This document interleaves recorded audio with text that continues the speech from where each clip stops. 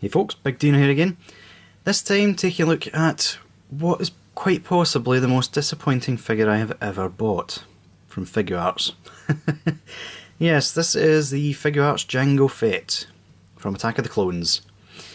Yes, everyone's favourite prequel bounty hunter, reduced to a figure of this state. Anyway, let's take a look at the box before we go any further, shall we? You got Star Wars logo, SH Figuarts, the blurb, Jango Fett, Bandai 2016, made in China, Tamashii Nations logo, Boba Fett on the side and the back, and yeah, the blurb again, and the blurb on the side, which I didn't notice at first. Yeah, so, usual Star Wars box, nothing new here. Long may they keep using these really thin boxes because they're easy to store. But yeah, let us take a look at Boba Fett, specifically his accessories first of all.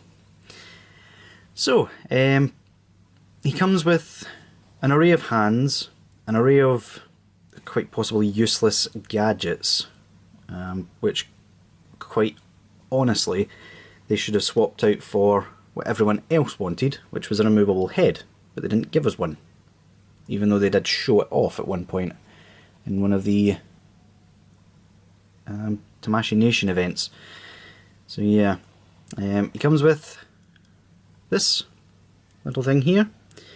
Let me get him out of the way and zoom in so that we can actually get a good look.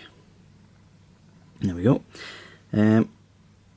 So yeah, this attaches to his arm. However, I will not be removing the arm piece, because the minute you do, you spend about 10 minutes faffing about trying to get it back on. So yeah, pretty much a useless piece, unless you're planning on always having him use that. You get two versions of his dart, his poison dart slash grapple gun. Yeah, quite nice, tiny though, and quite difficult to work. Essentially you pop it into this hole right here. It goes in there. Try not to pop the gauntlet off at the same time. And yeah, kinda bendy wire. Mostly works. But yeah, quite gimmicky. Not something you usually pose Jango Fett with. And he comes with two sets of guns. One of which, he has one on him, but you also get two of those ones for him holding. Okay, paintwork on them. There's not actually much there, it's just silver paint with some black. And you also get two of this version as well, which looks like somebody's chopped it apart, but it's actually so that Tamashii can pop it in there without making the holsters look massive. So yeah, at least they thought of something with this guy. Can you tell I really don't like him much? And he comes with an array of hands, just the usual. It comes with two of these ones, just sort of posy hands. I actually have one there, as if he's reaching for his other gun. You get two of the signature Tamashii trigger finger, not really on trigger finger hands, which are fine. He comes with two fist hands, which are the usual. And finally you get two trigger finger sort of posy hands, which don't quite hold on to the guns as well as you would hope. It's really only the trigger that's holding the gun, as you can see here. But the minute you touch it, it starts falling off. So yeah, in terms of the helmet, you can actually pop it off quite easily, which lends more credence to the fact that they were planning on giving him an alternate head, especially with the fact that there's skin tone plastic underneath. I don't know whether the actor didn't want to give his likeness to Bandai, but There you go. So yeah, in terms of swapping out the hands, they're actually dead easy. Normal ball peg, you just pop it on, stays on quite easily, pop it off. I'm going to put the normal one back on because I like the pose I actually have him in. It's the only pose where he actually looks vaguely normal.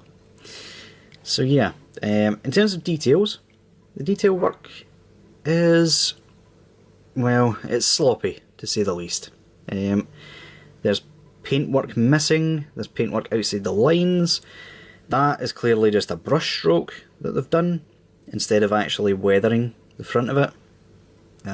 It looks as if somebody's just went with their fingers actually and rubbed it all over him.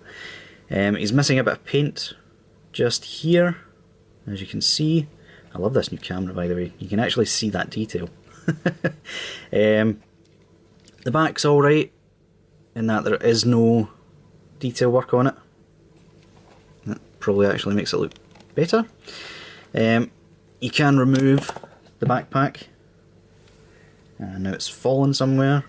Bear with me till I grab it with my feet, because of course there's no pause button on this new camera. There we go. And I can guarantee you I will continue to drop stuff now. Okay. Well, pops off easy. Pops back on easy enough. But yeah, the legs are fine, apart from some smudge work on the browns. Other than that, the rest is okay. In terms of articulation though, oh boy. Tamashii just do not have a clue when it comes to, well, whoever designed this one doesn't have a clue what Tamashii Nations is actually about. Let's zoom out, shall we? Back to, there we go. And yeah, the helmet is actually really low down for what it probably should be. I've not checked the prequels for ages because I really don't like watching any other than Revenge of the Sith, but it looks really low down. It makes him look stumpy. That combined with the atrocious way they've handled the arms, but we'll get to those in a second. Viewfinder actually pops down, which is quite good. He can look up fairly well for flight poses. He can look down fairly well, although it looks as if his helmet is even larger than it should be, I should say. His arms though, oh boy. The arms, you can get them out that far if you don't mind it looking hideous. If you don't want it looking hideous, it just pops out the socket.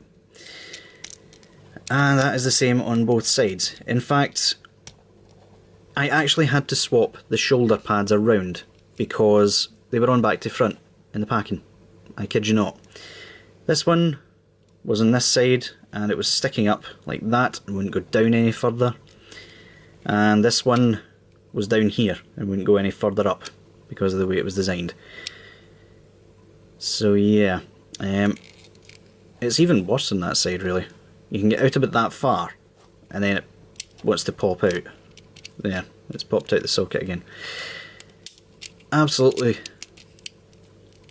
if I'm being completely honest, disgraceful for a Figuarts to have such limited articulation. Oh boy. Try and put that back in, make sure it doesn't fall off. Yes, it fell back out immediately. He does have bicep swivel, but the minute you move it, you disrupt the entire design. Double jointed elbows, which are okay. These are actually alright, they move in and out to go with the design of the figure. The hands are okay, they pop out easy, no problems there.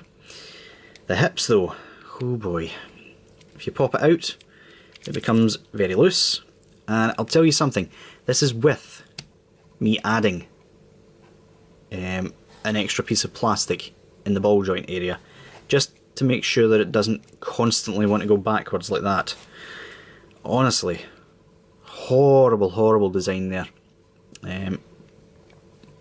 The legs are actually okay.